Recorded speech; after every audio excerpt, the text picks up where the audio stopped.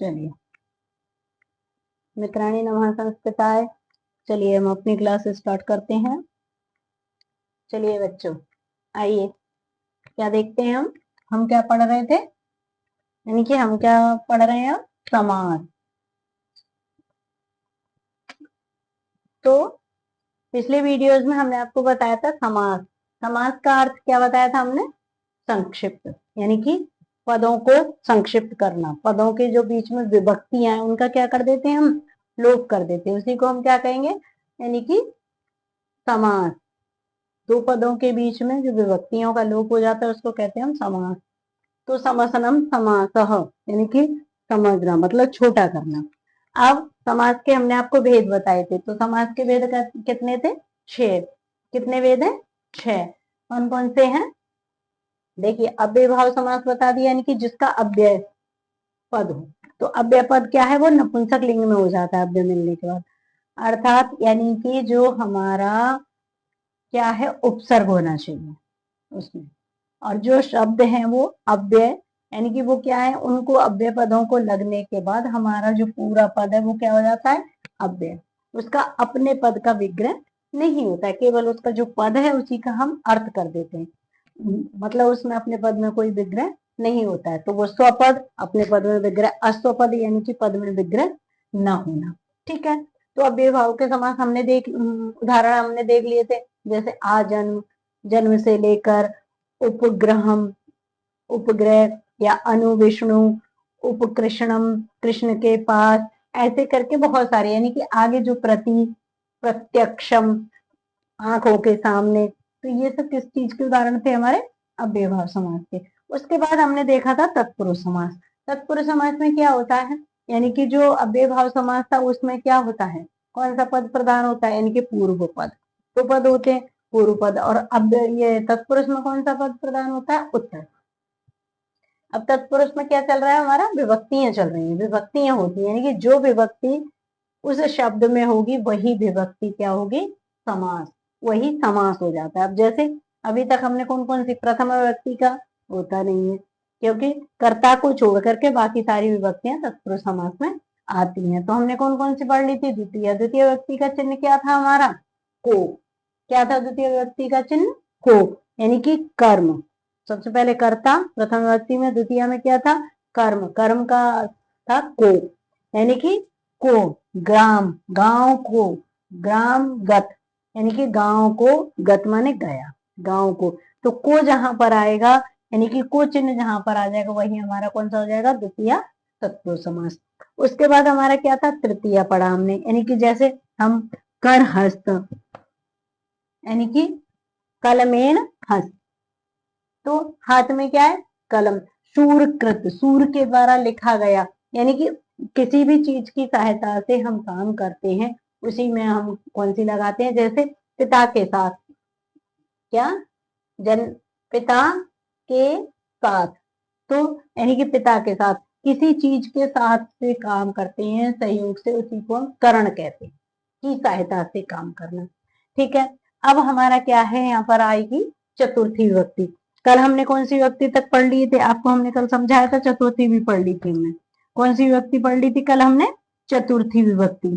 ठीक है, अब देखिए जैसे हमने तीसरी विभक्ति में क्या देखा था, यानी कि सुख से युक्त, सुख से युक्त, सुख युक्त। तो उसमें जब हम विग्रह करेंगे तो क्या कर देंगे हम, उसमें विभक्ति चिन्ह आ जाता है विग्रह करने पर, और यहाँ एक पूरा पद होता है उसमें, क्योंकि हमने क्या पढ़ा है कि जो समास है उसमें विभक्ति चिन्हों को हटा दिया जाता है। तो इसीलिए हम यहाँ समस्त पद में विभक्ति चिन्ह हटा देते हैं, और जब हम विग्रह करेंगे तो विग्रह करने पर वही विभक्ति चिन्ह हमारा आ जाता है।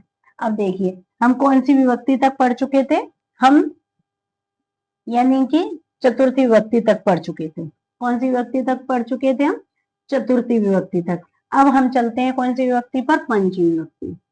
कौन सी विभक्ति है हमारी, पंचमी, यानी कि चतुर्थी विभक्ति में क्या है, उसमें कौन सा चिन्ह आता है, के लिए, के लिए, किसी के लिए, यानी कि भूख पीड़ित, त्रसा पीड़ित, पानी के लिए पीड़ित, यानी कि पानी के लिए दुखी, भूत बलि, भूतों के लिए बलि, और हित, यानी कि और क्या है, जैसे था सत्याग्रह, सत्य के लिए आग्रह, सत्याग्रह।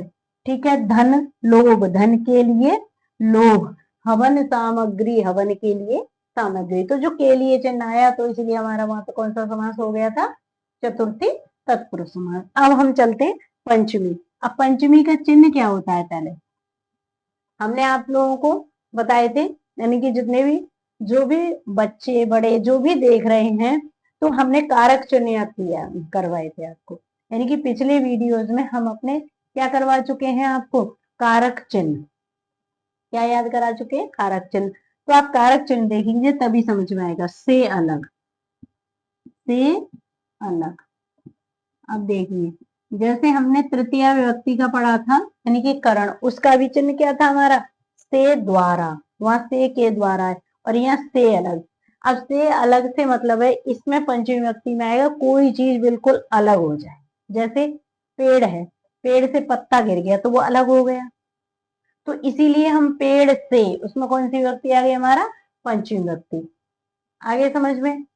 अब यानी कि पेड़ से जो पत्ता है वो अलग हो गया। अब जैसे कोई अपने रास्ते से भटक भटक जाता है, गलत रास्ते पर बच्चे चले जाते हैं, तो उसको कहते हैं पथ भ्रष्ट।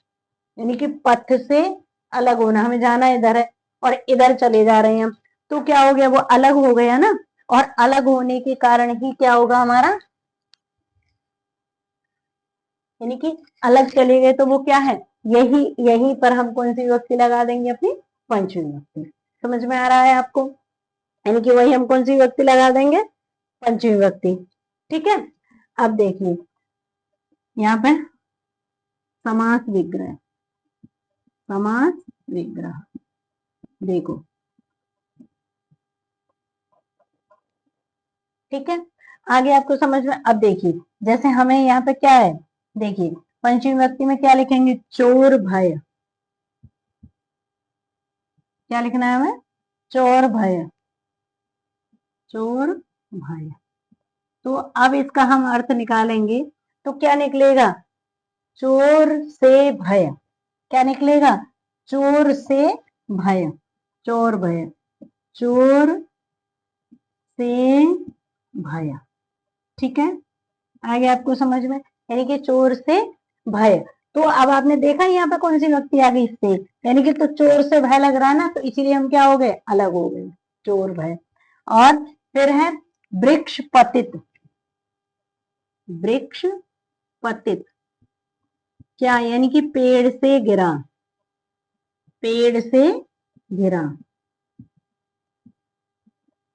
पेड़ से गिरा। ठीक है, आगे आपको समझ में, यानी कि क्या है, पेड़ से गिरा। और जैसे पथ भ्रष्ट, पथ माने क्या है, हमने आपको बताया था अभी, पथ भ्रष्ट माने रास्ता, पथ माने रास्ता, रास्ते से भ्रमित, रास्ते क्या है, रास्ते से भ्रमित,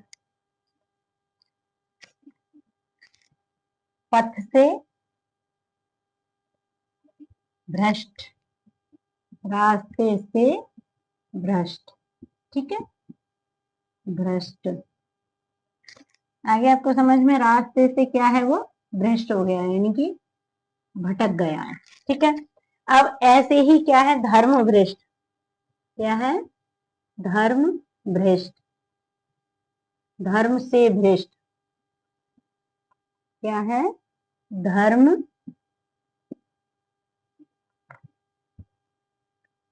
क्या है, धर्म से भ्रष्ट, धर्म से भ्रष्ट। ठीक है, आगे आपको समझ में, यानी कि क्या है, धर्म से भ्रष्ट। ठीक है, आगे आपको समझ में, यानी कि क्या होगा, धर्म से भ्रष्ट, पाप मुक्त। देखिए अब ये हो गए, ऐसे ही देखिए आप, और क्या है, पाप मुक्त, पाप से मुक्त। ठीक है, क्या है, पाप मुक्त, पाप मुक्त, यानी कि पाप से मुक्त या पाप से आजाद,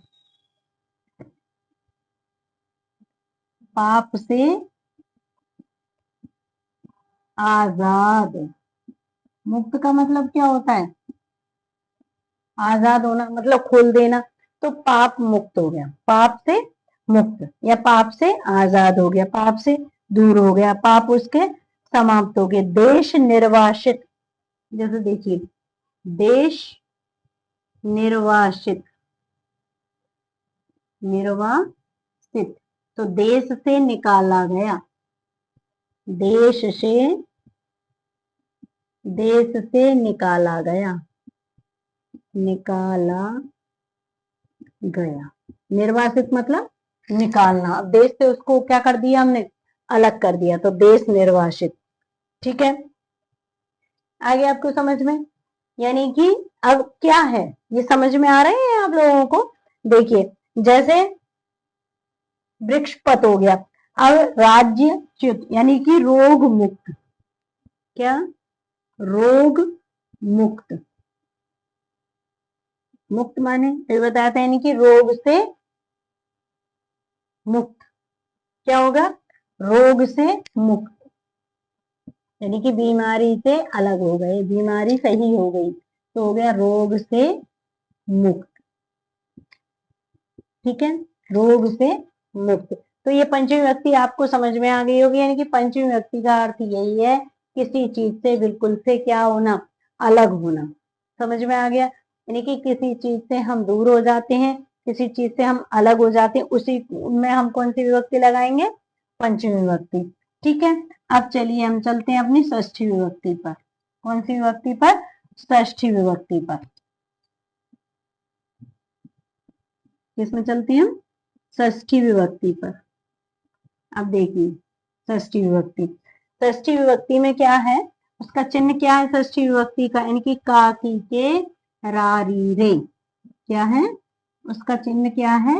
का की के रा री रे। षष्ठी विभक्ति से मतलब है यानी कि संबंध।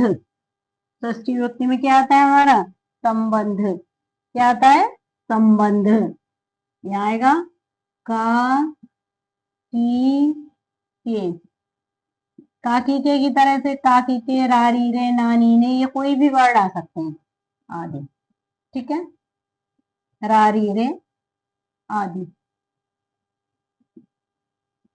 आदि इस तरह के काकी के, रारी रे, नानी ने, ये जो भी वर्ड आएंगे वो सब किस में आएंगे? ये विभक्ति यानी कि षष्ठी विभक्ति में। अब देखिए हम जैसे राजपुत्र, क्या है? राजपुत्र, राजपुत्र। तो राजपुत्र में क्या है हमारा? राजा का पुत्र। क्या है? राजा का पुत्र। ठीक है, समझ में आ गया? यानी कि क्या लिखना है हमको? राजा का पुत्र, यानी कि उस विभक्ति को हमें यहाँ लाना। तो यहाँ का चिन्ह हमारा आ गया, ये षष्ठी विभक्ति का, इसलिए हमारा हो गया कौन सा? षष्ठी तत्पुरुष समास। ठीक है, अब देखिए नरपति, नरपति। अब नरपति का क्या मतलब है? नर माने क्या होता है? मनुष्य, तो मनुष्यों का पति, अर्थात यानी कि नर लोगों में, मनुष्यों में क्या है? श्रेष्ठ। क्या है? मनुष्यों में नरों का पति या स्वामी, मतलब नरपति नरों का स्वामी या मनुष्यों का स्वामी, मनुष्यों का स्वामी, मनुष्यों का स्वामी। ठीक है, क्या हो गया? मनुष्यों का स्वामी। मूर्ति पूजा। क्या? मूर्ति पूजा। तो इसका जब हम विग्रह करेंगे तो क्या करेंगे? मूर्तियों की पूजा। क्या करेंगे हम? मूर्ति की पूजा। क्या लिखना है हमको? मूर्ति, यानी कि विग्रह में हमें क्या करना है? उस शब्द का हमें उसमें जो हमारी विभक्तियां लगी होती है उनको लाना होता है। मूर्ति की पूजा। क्या? मूर्ति की पूजा। ठीक है, क्या करना है? मूर्ति की पूजा। आ गया समझ में? अब देखिए जैसे और भी हैं बहुत सारे विद्यालय, विद्या का आलय, विद्यालय। तो विद्यालय का मतलब क्या है? विद्या का आलय, विद्या का आलय। आलय माने क्या होता है, पता है आप लोगों को? आलय माने क्या है, यानी कि घर। जैसे हम लिख दें क्या, हिमालय। क्या बोल रहे हैं हम? हिमालय। क्या बोल रहे हैं हम? हिमालय। तो हिमालय में भी क्या आएगा, हिम का आलय, अर्थात हिमालय। क्या आएगा? हिमालय। जैसे विद्यालय, ऐसे ही आएगा, क्या आएगा? हिमालय। क्या आएगा? हिमालय।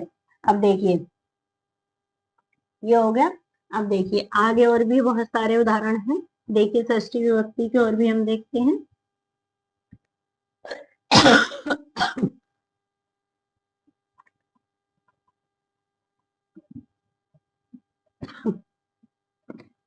देखिए क्या है, आम्र वृक्ष। आम्र वृक्ष। वृक्ष माने क्या होता है? पेड़। क्या होता है वृक्ष माने? पेड़। तो आम्र माने क्या है? आम। आम का पेड़। आम का पेड़। आम का पेड़। ठीक है। अब देखिए राजगृह। क्या? राजगृह। अब देखिए यहीं पर आप देखिए, एक होता है ग्रह और एक होता है ग्रह। ठीक है, इन दोनों में अंतर आपको समझ में आ रहा है? यहाँ ये गृह, ये ग्रह। अब देखिए ये ग्रह माने तो होता है घर। क्या होता है? घर। ये जो ग्रह है इसके माने घर, और ये ग्रह, ग्रह माने नक्षत्र। ठीक है, तो राजगृह यानी कि राजा का घर, अर्थात महल। क्या? राजा का घर। राजा का घर। ओके, समझ में आया आपको? क्या होगा? राजा का घर। राजनीति। क्या? राजनीति। तो क्या है? राजा की नीति। क्या है? राजा की नीति। समझ में आया? क्या आएगा? राजा की नीति। अब ऐसे ही क्या है? सूर्योदय। क्या है? सूर्योदय। अब इसका हम विग्रह करेंगे तो क्या आएगा? सूर्य का उदय, अर्थात सूर्य का निकलना। सूर्य का उदय। उदय। ओके, समझ में आ रहा है आप लोगों को? क्या होगा? सूर्य का उदय। ऐसे ही देखिए देव पूजा। क्या? और भी बहुत सारे, देव पूजा अर्थात देवता की पूजा। और क्या है? देखिए पुरुषोत्तम, पुरुषों में उत्तम। अध्ययन रत। अध्ययन में रत। अध्ययन कुशल, अध्ययन करने में कुशल। अब में कुशल में आ जाएगा हमारा सप्तमी विभक्ति। कौन सा आ जाएगा? सप्तमी विभक्ति। पुरुषों में उत्तम। अभी सप्तमी विभक्ति में तो हम चलेंगे, अभी हम कौन सी विभक्ति में चल रहे हैं? षष्ठी विभक्ति में। देव मंदिर, देवताओं का मंदिर। ये सब क्या है हमारे, कौन सी विभक्ति के हैं? षष्ठी विभक्ति। देव मंदिर, देवताओं का मंदिर। और क्या है? पुत्र लाभ। क्या है? पुत्र लाभ। पुत्र लाभ यानी कि पुत्र का लाभ। पुत्र का लाभ। ठीक है, पुत्र का लाभ। आगे आपको समझ में? ऐसे ही निशावसान। निशावसान। अब देखिए निशावसान। निशावसान का मतलब क्या होता है? निशा माने क्या होता है? रात। अवसान माने लास्ट, यानी कि निशा का अंत, रात्रि का अंत, यानी कि रात्रि समाप्त हो गई। तो हम लिखेंगे निशा का अवसान। यहाँ लिखेंगे निशा का अवसान। निशा का अवसान। ठीक है, क्या है? निशा का अवसान। अब समझ में आ गया आप लोगों को? यानी कि बहुत सारे उदाहरण हम आपको बता चुके हैं। तो यही से अब क्या है? मति प्रभ। मति भ्रम। मति माने बुद्धि का भ्रम। तो हो गया हमारा क्या? मति भ्रम। मति भ्रम हो गया, यानी कि क्या हो गया? बुद्धि का भ्रम। अब चलिए हम चलते हैं अपनी कौन सी विभक्ति पर, षष्ठी सप्तमी विभक्ति पर। यानी कि आज हम कौन सी विभक्ति करते हैं, अपना तत्पुरुष समास के अंत की ओर चल रहे हैं। कौन से समास की ओर चल रहे हैं, हम तत्पुरुष समास के अंतिम चरण की ओर चल रहे हैं। ठीक है, अब इसमें क्या होता है, मैं पर, मैं और पर, इसका चिन्ह है किसका, सप्तमी विभक्ति अर्थात अधिकरण, सप्तमी विभक्ति। सप्तमी विभक्ति को क्या कहते हैं हम, अधिकरण। ठीक है, अब देखिए अधिकरण में क्या आएगा, मैं पर। देखो अब जैसे हमने लिखा पुरुषोत्तम, पुरुषोत्तम, पुरुषों में उत्तम, यानी कि हमको जो हमारी ये विभक्तियां हमने बताई है, विभक्ति चिन्ह आपको, तो जब हम विग्रह करेंगे तो हमें जो विग्रह चिन्ह वहां पर मिलेगा जिस विभक्ति का, वही हमारा क्या हो जाएगा, समास हो जाएगा। अब इसमें हमारा मैं पर मिलेगा, तो मैं पर मिलने से यहाँ पे कौन सा समास हो जाएगा हमारा, सप्तमी तत्पुरुष समास। कौन सा समास हो जाएगा, सप्तमी तत्पुरुष, पुरुषों में उत्तम, यानी कि पुरुषोत्तम। आया समझ में कि नहीं आया आपको, यानी कि पुरुषों में उत्तम, तो हमारा हो जाएगा पुरुषोत्तम। ठीक है, अब देखिए पुरुषोत्तम यानी कि क्या लिखना है, पुरुषों में उत्तम, पुरुषों में उत्तम, उत्तम ऐसे ही आप लिख दीजिए, नरोत्तम, नरों में उत्तम, कुल श्रेष्ठ, कुल में श्रेष्ठ, कुल श्रेष्ठ, श्रेष्ठ माने अच्छा, यानी कि कुल में श्रेष्ठ, कुल में श्रेष्ठ, श्रेष्ठ मतलब अच्छा, श्रेष्ठ। ठीक है, अध्ययन रत, अध्ययन में रत, अध्ययन, अध्ययन रत, रत, रत माने लगा हुआ, तो अध्ययन यानी कि पढ़ाई में, अध्ययन करना होता है मतलब पढ़ाई करना, अध्ययन में रत। ठीक है, अध्ययन रत यानी कि अध्ययन में रत। और कई सारे वर्ण हैं उनमें, जैसे कुशल, श्रेष्ठ, निपुण, ये सारी चीजें हम उनमें लगाते हैं, किसमें, सप्तमी तत्पुरुष समास में। अब देखिए जैसे ईश्वर भक्ति, क्या, ईश्वर भक्ति, ईश्वर में भक्ति, क्या लिखना है हमको, ईश्वर में भक्ति। देखिए क्या लिखना है हमको, ईश्वर भक्ति, ईश्वर भक्ति। तो ये दो पद हैं, दो पद को हमने जोड़ दिया है और यहाँ से हमने विभक्ति चिन्ह को हटा दिया है, तो इसलिए हो गई यहाँ पर हमारी क्या, ईश्वर की भक्ति, ईश्वर में, मैं लगाना है हमें, ईश्वर में भक्ति, भक्ति। युद्ध कुशल, युद्ध कुशल लिखिए, चाहे युद्ध निपुण लिखिए, युद्ध कुशल यानी कि युद्ध में कुशल, युद्ध में कुशल, युद्ध में कुशल। ठीक है, अब देखिए अब ये सब आपको समझ में आ गए होंगे। कार्य कुशल, कार्य कुशल, कार्य कुशल, कार्य में कुशल,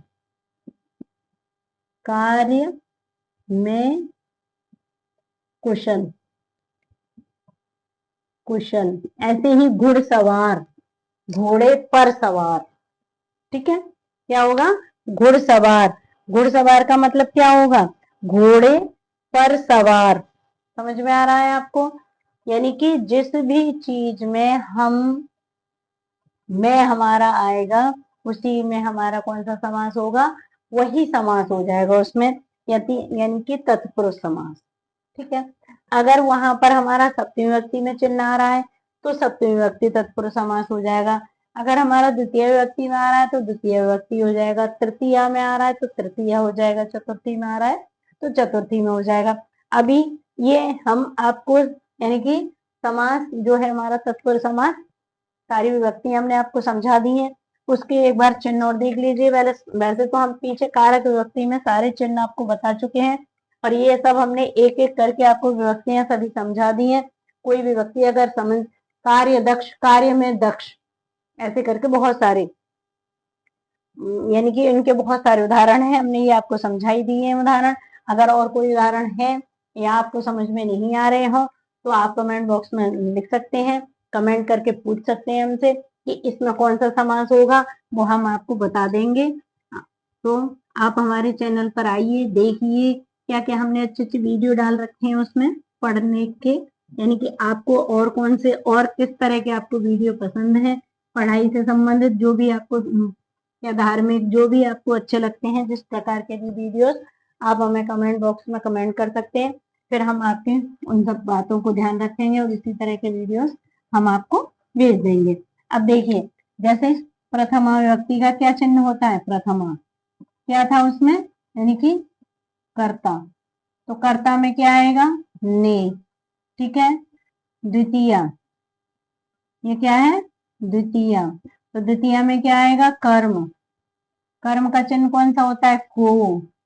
फिर तृतीया, तृतीया में क्या था, करण, इसका क्या है, से के द्वारा, से के द्वारा, के द्वारा, ठीक है। फिर चतुर्थी, चतुर्थी में क्या है, संप्रदान, क्या है, संप्रदान, इसमें क्या था, संप्रदान का चिन्ह क्या है, के लिए, ऊ के लिए, ठीक है।